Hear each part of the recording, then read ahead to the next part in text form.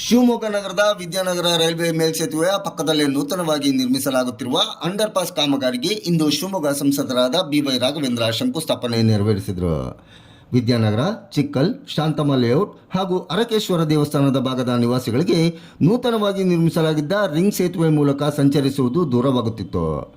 ಈ ಹಿನ್ನೆಲೆ ಶಾಸಕ ಚನ್ನಬಸಪ್ಪ ಹಾಗೂ ಸ್ಥಳೀಯ ಮುಖಂಡರ ಸಲಹೆಯಂತೆ ಕೇಂದ್ರ ಸರ್ಕಾರದ 5 ಕೋಟಿ ಅನುದಾನ ಪಡೆದು ರೈಲ್ವೆ ಜಾಗದಲ್ಲೇ ಅಂಡರ್ ಪಾಸ್ ನಿರ್ಮಿಸಲಾಗುತ್ತಿದೆ ಎಂದು ಸಂಸದರಾದ ಬಿವೈ ರಾಘವೇಂದ್ರ ತಿಳಿಸಿದರು.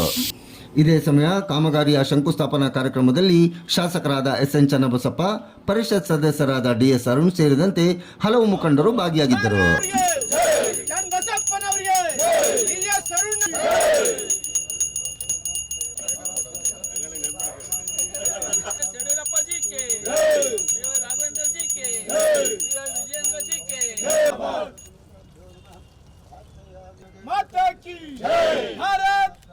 ನಗರ ಇವತ್ತು ಅತ್ಯಂತ ವೇಗವಾಗಿ ಎಲ್ಲ ದಿಕ್ಕಿನಲ್ಲೂ ಕೂಡ ಬೆಳೀತಾ ಇದೆ. ಕಾರಣ ನಮ್ಮ ಮಲೆನಾಡಿನ ಹೆಬ್ಬಾಗಿಲು ಶಿವಮೊಗ್ಗ ನಗರಕ್ಕೆ ಎಲ್ಲ ರೀತಿಯಂಥ ಒಂದು ಇನ್ಫ್ರಾಸ್ಟ್ರಕ್ಚರ್ ಡೆವಲಪ್ಮೆಂಟ್ ಆಗ್ತಾ ಇದೆ, ಜನಸಂಖ್ಯೆ ಹೆಚ್ಚಾಗ್ತಾ ಇದೆ. ಸೊ ಅವ್ರಿಗೆ ಬೇಕಾದಂಥ ಮೂಲಭೂತ ಸೌಕರ್ಯಗಳನ್ನು ಕೊಡಬೇಕಾಗಿರೋದು ನಮ್ಮೆಲ್ಲರದು ಕರ್ತವ್ಯನೂ ಕೂಡ ಹೌದು.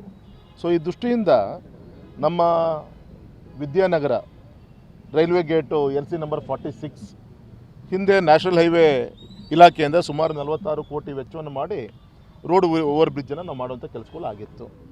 ಆದರೆ ಈ ಒಂದು ಸರೌಂಡಿಂಗ್ನಲ್ಲಿ ವಿಶೇಷವಾಗಿ ನಮ್ಮ ವಿದ್ಯಾನಗರ ಇರ್ಬೋದು, ಚಿಕ್ಕಲ್ ಇರ್ಬೋದು, ಶಾಂತಮ್ಮ ಲೇಔಟ್ ಇರ್ಬೋದು, ಅರಕೇಶ್ವರ ದೇವಸ್ಥಾನ ಈ ಭಾಗದಿಂದ ಜನ ಬರಲಿಕ್ಕೆ ಆ ಓವರ್ ಬ್ರಿಡ್ಜ್ ಹತ್ತು ಬರಲಿಕ್ಕೂ ಅದು ಕೂಡ ದೂರ ಆಗ್ತಾಯಿತ್ತು. ಹಾಗಾಗಿ ನಮ್ಮ ಗೌರವಂತ ಶಾಸಕರಂಥ ಚನ್ನಬಸಪ್ಪನವರು ಮತ್ತು ಈ ಭಾಗದ ಮುಖಂಡರುಗಳು ಒಂದು ಸಲಹೆ ಕೊಟ್ಟರು, ಇಲ್ಲೊಂದು ಅಂಡರ್ ಪಾಸ್ ಮಾಡಿದ್ರೆ ಇಲ್ಲಿಯ ಒಂದು ಮನೆಗಳಿಗೆ ರೆಸಿಡೆನ್ಷಿಯಲ್ ಏರಿಯಾದಾಗೆ ತುಂಬ ಅನುಕೂಲ ಆಗುತ್ತೆ ಅಂತೇಳಿ ಸಲಹೆ ಮೇರೆಗೆ ಇವತ್ತು ನಮ್ಮ ಕೇಂದ್ರ ಸರ್ಕಾರ ಸುಮಾರು 3 ರಿಂದ 5 ಕೋಟಿ ರೂಪಾಯಿ ಅನುದಾನವನ್ನು ಕೊಟ್ಟು ರೈಲ್ವೆ ಪ್ರಾಪರ್ಟಿ ಜಾಗದಲ್ಲೇ ಈ ಒಂದು ಅಂಡರ್ ಪಾಸನ್ನು ಮಾಡುವಂಥ ಕೆಲಸ.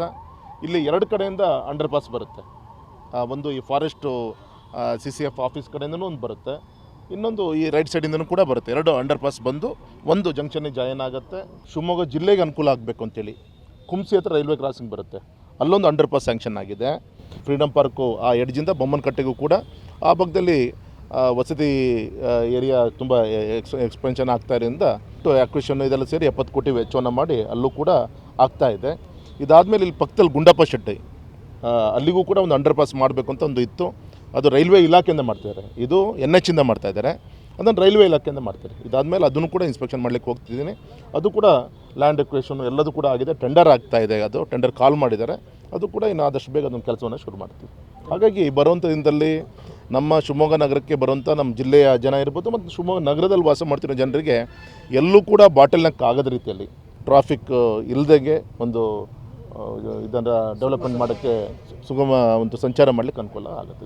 ಇವೆಲ್ಲದೂ ಕೂಡ ಸೇರಿದ್ರೆ ಒಂದು 250-300 ಕೋಟಿಯಷ್ಟು ಬರೀ ಅಂಡರ್ ಪಾಸಿಗೆ ಇವತ್ತು ನಮ್ಮ ಕೇಂದ್ರ ಸರ್ಕಾರ ನರೇಂದ್ರ ಮೋದಿಜಿಯವರು ನಮ್ಮ ರೈಲ್ವೆ ಮಂತ್ರಿಗಳಂಥ ಅಶ್ವಿನಿ ವೈಷ್ಣವ್ ಅವರಿಗೆ ಮತ್ತು ನಮ್ಮ ರಾಷ್ಟ್ರೀಯ ಹೆದ್ದಾರಿ ಸಚಿವರಂಥ ನಿತಿನ್ ಗಡ್ಕರಿಜಿಯವರನ್ನು ನಾನು ಅಭಿನಂದನೆ ಸಲ್ಲಿಸ್ತೇನೆ. ಮತ್ತು ರಾಜ್ಯ ಸರ್ಕಾರಕ್ಕೂ ಕೂಡ ಭೂಮಿ ಕೊಟ್ಟಿದ್ದಕ್ಕೆ ನಾನು ಅವರೆಲ್ಲರ ಪರವಾಗಿ ನಮ್ಮ ಬಲ್ಕೇಶ್ ಬಾನ್ ಅವರಿಗೆ ನಾನು ಈ ಸಂದರ್ಭದಲ್ಲಿ ಅಭಿನಂದನೆ ಸಲ್ಲಿಸ್ತೇನೆ.